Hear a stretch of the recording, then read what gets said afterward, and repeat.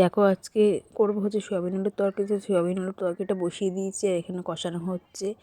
তো কালকে নিরামিষ যেহেতু ছিল, আজকে আর নিরামিষ হবে না, আজকে একটুখানি পেঁয়াজ রসুন দিয়ে করবো, কষা কষা করে করছি সয়াবিন আলুর তরকারিটা।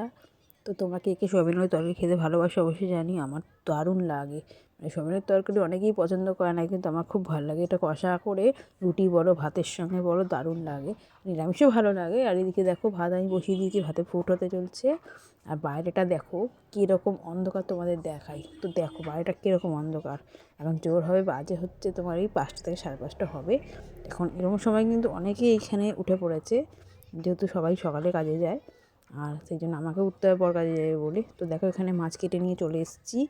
আমার সয়াবিন আলুর তরকারিটাও হয়ে গেছে। আর এখানে কেটে নিতে হচ্ছে সবজি, গাজর, তোমার বিনস, তারপরে হচ্ছে তোমার সিম, কুমড়ো, আলু দিয়ে একটা তরকারি করব মেয়ের জন্য। আর এদিকে দেখছো নতুন জিনিস পাঁপড় ভাজা করব, সেই জন্যই পাঁপড়গুলো কিনে নিয়ে এসছে ওর বাবা, বলেছে মেয়েকে ভেজে দিতে। তো আমারও ভালো লাগে এটা, হরেক রকম পাঁপড় ভাজা। আর এখানে দেখো কড়াই বসিয়ে দিয়েছি। আর এখন বাজে হচ্ছে 6:30 মতো বাজে। তো পাঁপড়গুলো চলো ভেজে নিচ্ছি। তো দেখো পাঁপড়গুলো ভাজা হয়ে যাচ্ছে। তো কেমন লাগছে দেখতে, দারুণ লাগছে না? আমার তো খুব ভালো লাগে হরেক রকম কালারিং পাঁপড় ভাজা। আর যদিও আমি গোল পাঁপড়টা বেশি ভালোবাসি, কিন্তু এই পাঁপড়গুলো খারাপ লাগে না। এত ঠান্ডা লেগেছে, মানে কাশি হয়েছে, মানে এত কাশছি। তো তোমরা কেউ কিছু মনে করো না এরকম কাশি হচ্ছে বলে।